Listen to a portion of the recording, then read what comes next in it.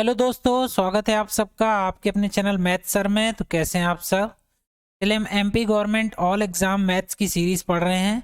इसका हमने chapter mensuration क्षेत्रमिति start किया था। ठीक है, मैंने इसका बेसिक लेक्चर अपलोड कर दिया है जिसमें मैंने 3D ज्योमेट्रीज के बारे में आपको डिटेल में बताया है। ठीक, तो अभी तक आपने नहीं देखा तो इसी प्लेलिस्ट में जाके बेसिक पार्ट आप देख सकते हो। आज इस सीरीज की क्लास तीसरी है जिसमें मैं 3D ज्योमेट्रीज के बेसिक जो सवाल पार्ट 2 में हमारे नहीं हो पाए थे, आज की क्लास में मैं वो कवर कराने वाला हूँ। ठीक है, तो चलिए स्टार्ट करते हैं आज की क्लास। देखिए, क्वेश्चन नंबर 10 तक मैंने आपको सॉल्व करा दिए थे। आज मैं क्वेश्चन नंबर 11 से सॉल्व करा रहा हूँ। तो क्या है सवाल? एक पाइप 125 सेंटीमीटर लंबा है, उसकी आंतरिक व बाह्य त्रिज्याएं क्रमशः 3 सेंटीमीटर और 4 सेंटीमीटर है। तो बेलन का वक्र पृष्ठ कितना होगा? ठीक है, यहाँ पर ये बेलन कैसा है ये आपको देखना पड़ेगा। तो मैं यहाँ बना देता हूँ। पाइप इस डिज़ाइन का होता है, ये पाइप है। ठीक है, इस तरह से एक पाइप है हमारे पास। एक पाइप की कुछ ना कुछ मोटाई होती है। ये पाइप की मोटाई मैंने बना दी यहाँ पर, ये देखिए इस तरीके से। ठीक है, इसका सर्कुलर शेप ऊपर होगा इस टाइप से, और यहाँ पर भी एक सर्कुलर शेप होगा, ये ऐसा। ठीक है, इस पाइप की लेंथ कितनी दी हुई है? 125 सेंटीमीटर।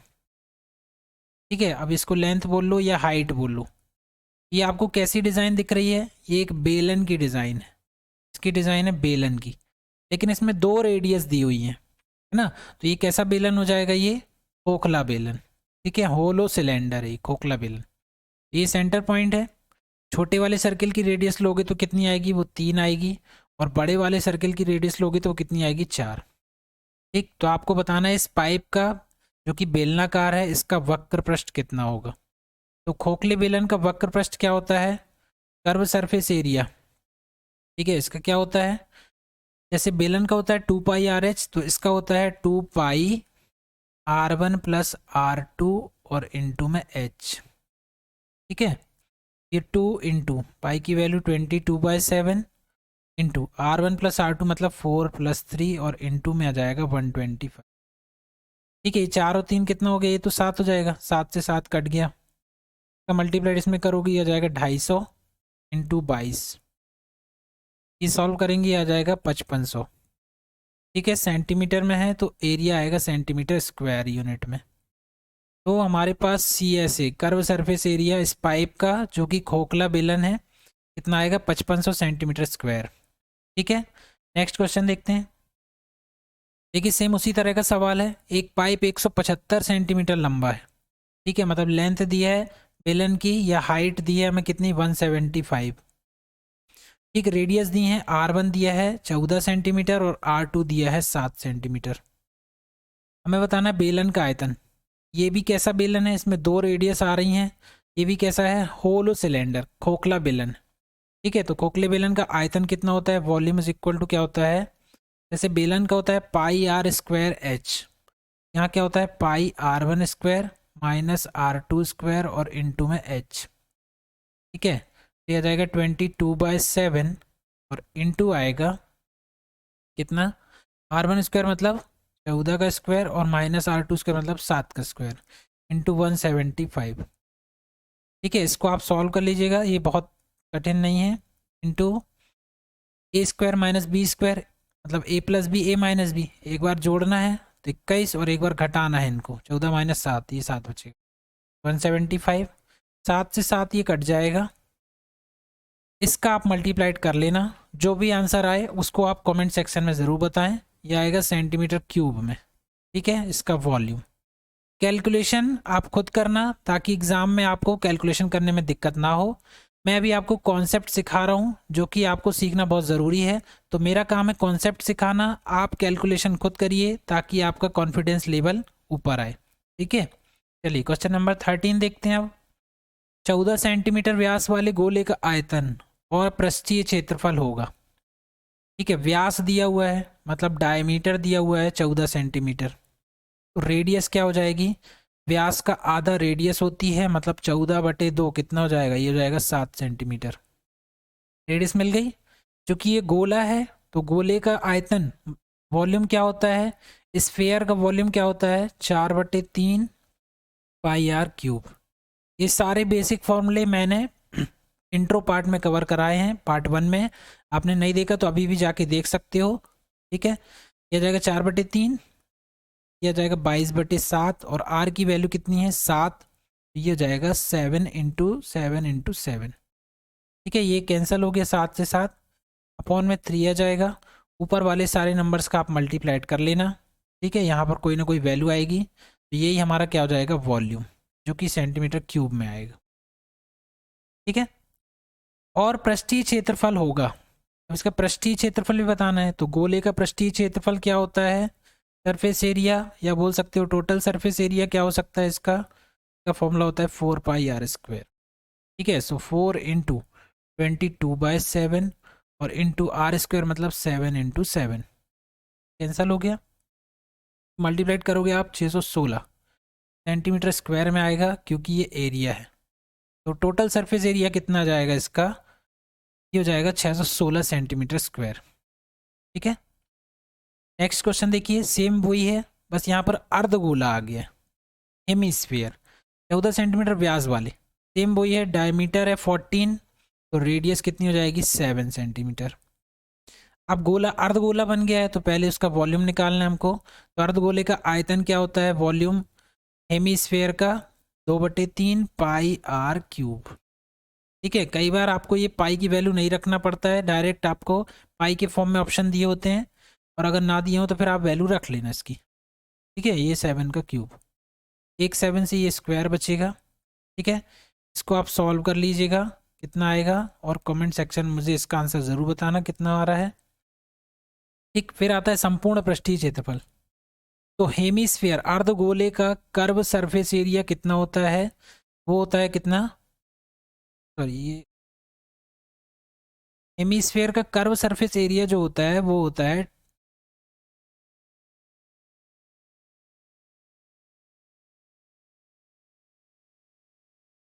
2πr²। ठीक है, और टोटल सरफेस एरिया अगर लेंगे तो कितना आएगा, वो 3πr²। ठीक, हमें क्या निकालना है, संपूर्ण पृष्ठीय क्षेत्रफल, टोटल सरफेस एरिया 3 × 22/7 और इंटू r² मतलब 7 का स्क्वायर। एक 7 से 7 कट गया, क्या जाएगा 21 × 22, है ना, 21 दूनी 42 होता है, 2 आएगा हाथ 4, 21 दूनी 42 और 4 46, 462 सेंटीमीटर स्क्वायर इसका टोटल सरफेस एरिया आएगा। ठीक है, तो अगला सवाल, एक खोखले गोले के बाह्य व आंतरिक व्यास 28 सेंटीमीटर और 14 सेंटीमीटर, इसमें लगी धातु का आयतन बताना है। तो अब आ गया हमारे पास खोखला गोला। ठीक है, ये सब मैंने बेसिक पार्ट में कवर कराया है, सारे फॉर्मूलेज। आज मैं आपको फॉर्मूले लगाना बता रहा हूँ, कैसे यूज़ करना है आपको क्वेश्चन में उसको। तो खोखले गोले का आंतरिक और बाह्य व्यास, सबसे पहले डायमीटर दिया हुआ है, तो D1 दिया है 28, तो R1 रेडियस कितनी हो जाएगी, इसका हाफ कर देंगे 14। डायमीटर 2 कितना दिया है, 14 दिया है, तो रेडियस कितनी हो जाएगी इसकी 7, आधा हो जाएगा। अब आयतन बताना है, तो खोखले गोले का आयतन क्या होता है, 4/3 पाई R1 का क्यूब माइनस R2 का क्यूब, ये होता है। तो 4/3 इंटू 22/7 इंटू क्या हो जाएगा 14 का क्यूब माइनस 7 का क्यूब। ठीक है, इसको आप सॉल्व कर लेना, और कमेंट सेक्शन में इसको ज़रूर बताना कि इसका आंसर कितना आ रहा है, ये आएगा सेंटीमीटर क्यूब में। ठीक है, कैलकुलेशन आप खुद करना, ताकि आपको एग्ज़ाम में कैलकुलेशन करने में दिक्कत ना हो। ठीक, मैं कॉन्सेप्ट सिखा रहा हूँ, कैलकुलेशन आप करोगे तो इससे आपको ही कॉन्फिडेंस आएगा, और आप इसका आंसर मुझे कमेंट सेक्शन में ज़रूर बताना कि इसका आंसर कितना आ रहा है। नेक्स्ट है, एक शंकु की ऊंचाई 4 मीटर व उसका व्यास 6 मीटर है, तो शंकु की तिर्यक ऊंचाई व आयतन ज्ञात कीजिए। ठीक है, इसमें मैं आपको डायग्राम बना के बता दे रहा हूँ कि हमारे पास ये एक शंकु है। ठीक है, ध्यान से समझना, ये क्या हो गया शंकु। ठीक, इसकी हमें इसका व्यास दिया है, व्यास मतलब ये पूरी लाइन दी है 6 सेंटीमीटर, टोटल कितना है 6, तो ये 3 हो जाएगा, ये भी 3 हो जाएगा। ठीक है, तो रेडियस कितनी आ गई 3। अच्छा, इसकी हाइट कितनी दी हुई है, h बराबर दिया हुआ है 4, हमें ये वैल्यू पता करनी है ना। ये क्या होती है, शंकु की तिर्यक ऊंचाई, ठीक है, जिसको एल से शो करते हैं। यहाँ 90 बनता है तो एल यहाँ पर क्या लग जाएगा, पाइथागोरस थ्योरम। तो एल इज इक्वल टू क्या हो जाएगा, under root h square plus r square, ठीक है। ये डायरेक्ट फॉर्मूला होता है। 4 का स्क्वायर प्लस 3 का स्क्वायर, ये आप जानते हैं क्या हो जाएगा, 16 प्लस 9 कितना हो गया 25, रूट से बाहर आएगा तो 5, तो एल बराबर कितना आ गया 5, ठीक है। तो हमें तिर्यक ऊंचाई मिल गई, एल की वैल्यू। आयतन कैसे निकालते हैं, शंकु का आयतन क्या होता है, तो वॉल्यूम होता है 1/3 पाई आर स्क्वायर एच, ठीक है। सो 1/3 पाई इंटू, पाई की वैल्यू भी रख सकते हो, नहीं भी रख सकते हो। आर स्क्वायर की वैल्यू कितनी आएगी, 3 3 9, और एच की वैल्यू कितनी दी हुई है 4, 3 से 3 कट गया, कितना जाएगा 4 3 12 पाई, ठीक है। वॉल्यूम है यहाँ मीटर में दिया हो तो मीटर क्यूब, ठीक, कितना आएगा हमारा 12 पाई मीटर क्यूब। नेक्स्ट सवाल शंकु से ही रिलेटेड है। एक शंकु के निर्माण में कितनी चादर लगेगी यदि इसकी ऊंचाई 8 मीटर और उसका व्यास 12 मीटर, ठीक है। तो हमको इसमें क्या करना है, एक शंकु है हमारे पास, ये हमें क्या दिया हुआ है, शंकु दी, ठीक है। अब इसके निर्माण में कितनी लागत लगेगी हमें वो बताना है। तो देखिए यहाँ पर आपको हाइट कितनी दी हुई है, एच बराबर ये दिया हुआ है 8, ठीक है। रेडियस कितनी दी है, रेडियस नहीं दी, डायरेक्ट व्यास दिया हुआ है, ये 12 है, ठीक है। ये 12 है तो ये 6 हो जाएगा, ये भी 6 हो जाएगा। अब यहाँ पर 90 डिग्री एंगल बनता है, मालूम है आपको। तो तिर्यक ऊंचाई कितनी हो जाएगी, under root h square plus r square. यहाँ रखोगे 8 का स्क्वायर 64 और प्लस 6 का स्क्वायर 36, ठीक है। सो एल बराबर हमें क्या जाएगा, क्या मिल जाएगा, ये 100 और रूट से बाहर आएगा तो 10। एल इज इक्वल टू, तिर्यक ऊंचाई कितनी मिल गई 10, ठीक है। अब देखिए इसके निर्माण में कितनी लागत आएगी, तो इसको कैसे समझोगे आप।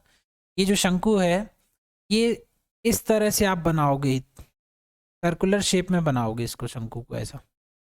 ये जो इसका सरफेस एरिया देख रहे हो ना आप, वक्र पृष्ठ, इतनी ही चादर इसमें लगेगी, ठीक है। ये जो वक्र पृष्ठ आप देख रहे हो सर्कुलर शेप, ये इतनी चादर को क्या करेगा, कवर करेगा इसको बनाने में। क्या मतलब, हमें शंकु क्या निकालना है, वक्र पृष्ठ निकालना है, ठीक है। कर्व सरफेस एरिया हमें निकालना है शंकु का, क्या होता है पाई आर एल, वही उसकी चादर की लागत के बराबर होगा, ठीक है। सो ये पाई हो गया, आर की वैल्यू कितनी दी है 6 और एल की वैल्यू दी है 10, ये जाएगा 60 पाई, ठीक है। यूनिट है मीटर, तो मीटर स्क्वायर।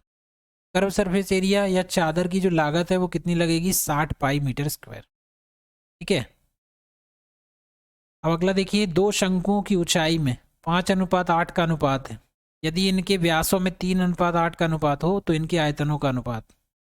दो शंकु हैं, ऊंचाई दी है आपको, तो h1 दिया है 5 और h2 दिया है कितना 8, व्यास दिए हैं d1 इज इक्वल टू क्या दिया है 3 और d2 इज इक्वल टू क्या दिया है 8। अब आप बोलोगे अनुपात में दिया आपने, डायरेक्ट कैसे लिख दिया, तो आपको निकालना क्या है, अनुपात ही निकालना है, ठीक है। तो जब अनुपात दिया हो, अनुपात ही निकालना हो, तो डायरेक्ट आप इसको मान सकते हो कि यही वैल्यूज़ हैं। वैसे तो आपको कुछ ना कुछ यहाँ मल्टीप्लाइड करना पड़ेगा तब वैल्यू आएगी, लेकिन जब अनुपात निकालते तो वो जो मल्टीप्लाइड आप करते हो ऊपर नीचे कैंसिल हो जाता है, ठीक है, इसलिए डायरेक्ट मान लिया मैंने। अब यहाँ रेडियस निकालना पड़ेगा, रेडियस क्या होती है हाफ, तो 3/2, R2 बराबर क्या हो जाएगा 8/2, ठीक है। अब आपको बताना है आयतनों का अनुपात, तो दो शंकु हैं, ठीक है, कोण C1 कोण C2 कोण का अनुपात निकालना है, इसका आयतनों का। तो आयतन क्या होता है 1/3 पाई R1 स्क्वायर और इंटू H1, ऊपर वाले का, और नीचे वाले का 1/3 पाई R2 स्क्वायर और इंटू H2। ये देखो कॉन्स्टेंट टर्म, ये तो हट गए, है ना। R1 स्क्वायर मतलब 3/2 का स्क्वायर, तो 9 नहीं आएगा, 9/4 इंटू H1 कितना दिया है 5, अपॉन में R2 स्क्वायर मतलब 8 का स्क्वायर 64, 2 का स्क्वायर 4, और H2 कितना दिया हुआ है, ये दिया हुआ है 8। ये 4 से 4 तो कट गया, ऊपर कितना आएगा 45 और नीचे कितना आएगा इसका मल्टीप्लाइड 512, तो इनके आयतनों का अनुपात कितना हो जाएगा 45:512, ठीक है। क्वेश्चन नंबर 19, एक छिन्नक के दोनों सिरों की त्रिज्याएं क्रमशः 7 सेंटीमीटर व 14 सेंटीमीटर है, इसकी तिर्यक ऊंचाई आपको दी है 8 सेंटीमीटर, तो छिन्नक का वक्र पृष्ठ बताना है। तो सबसे पहले छिन्नक का डिज़ाइन बना देता हूँ मैं। कैसा डिज़ाइन बनता है छिन्नक का, ये ऐसा बनता है। ठीक है, इस तरह से क्या बनाया जाता है, एक छिन्नक बनाया जाता है या फ्रस्टम ऑफ अ कोन बनाया जाता है। अब इसमें रेडियस 1 दी है और रेडियस 2 दी है। तो 14 सेंटीमीटर जो दी है वो नीचे बड़े वाले सर्कल की होगी, ये 14 सेंटीमीटर। छोटे वाले सर्कल की रेडियस 7 सेंटीमीटर। इसकी हाइट आपको नहीं बताई गई है। एल की वैल्यू बता दी है, तिर्यक ऊंचाई कितनी है, 8 सेंटीमीटर। आपको बताना है छिन्नक का वक्र पृष्ठ कितना होगा। ठीक है, तो शंकु का सॉरी छिन्नक का फ्रस्टम ऑफ अ कोन, इसका क्या बताना है, वक्र पृष्ठ, कर्व सरफेस एरिया। ठीक, तो आप जानते हैं कि शंकु का वक्र पृष्ठ कितना होता है, शंकु का वक्र पृष्ठ होता है पाई आर एल, है ना। तो यहाँ इसका वक्र पृष्ठ क्या हो जाएगा, pi R1 plus R2 into L. Pi की वैल्यू कितनी है 22/7। R1 प्लस R2 कितना हो जाएगा, 14 प्लस 7 कितना हो जाएगा, 21, और ये हो जाएगा 8, 7 या 21। ठीक है, जाएगा 22 तिया 66, है ना, और 8, तो 8 संग 48 की 8, 4 बचा, 8 संग 48 और 4 52। ठीक है, तो क्या आएगा ये सेंटीमीटर स्क्वायर में। कर्व सरफेस एरिया कितना आ जाएगा इसका, 528 सेंटीमीटर स्क्वायर। क्लियर है। चलिए अगला क्वेश्चन, ये भी छिन्नक से रिलेटेड है। देखिए छिन्नक की त्रिज्याएं दी हैं 12 सेंटीमीटर और 15 सेंटीमीटर। ऊंचाई दे दी है यहाँ पर 18 सेंटीमीटर। तो छिन्नक का आयतन बताना है। तो फ्रस्टम ऑफ अ कोन छिन्नक का आयतन क्या होता है, 1/3 पाई R1 square plus R2 square plus R1 into R2 और इंटू एच। ठीक है, ये 1/3 हो जाएगा, इंटू पाई को पाई ही रहने दो। R1 स्क्वायर मतलब 12 का स्क्वायर 144, फिर R2 मतलब 15 का स्क्वायर 225, प्लस R1 R2 मतलब 12 गुणे 15 कितना हो जाएगा 180 इंटू में एच। ठीक है, 3 से कट गया 6 बार। तो आप यहाँ पर 6 पाई हो जाएगा, तो आप ऐड कर लेना और मल्टीप्लाइड करोगे तो आपको फाइनल आंसर मिल जाएगा, कितना आएगा, जो कि सेंटीमीटर क्यूब में। तो इस छिन्नक का वॉल्यूम कितना हो जाएगा, कैलकुलेट करके आप बताना मुझे कमेंट करके, सेंटीमीटर क्यूब में कितना आ रहा है। ठीक है, क्लियर है। तो ये जो मैंने दो बेसिक वीडियोस बनाए हैं, मतलब मेंसुरेशन के लिए जो दो मैंने वीडियो बनाए हैं, ये आपका फॉर्मूले जो मैंने पढ़ाए थे उसको कवर करता है ये। ठीक है, अगर आपको फॉर्मूले याद नहीं है तो आप ये दोनों वीडियो देख करके फॉर्मूले भी लर्न कर सकते हो और कैसे बेसिक सवाल इससे बनाए जाते हैं वो भी देख सकते हो।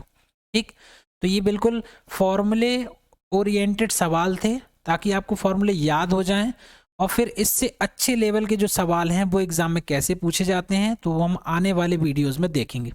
ये मैंने बेसिक पार्ट कवर करा दिया और आपको जो बेसिक से सवाल बनते हैं वो सारे कवर करा दिए। अब हम थोड़ा सा लेवल बढ़ाएंगे और एग्जाम में कैसे सवाल पूछे जाते हैं उस तरह के क्वेश्चन आप सॉल्व करेंगे। ठीक है, तो मिलते हैं अगले वीडियो में। So thanks for watching. For more update please like share and subscribe.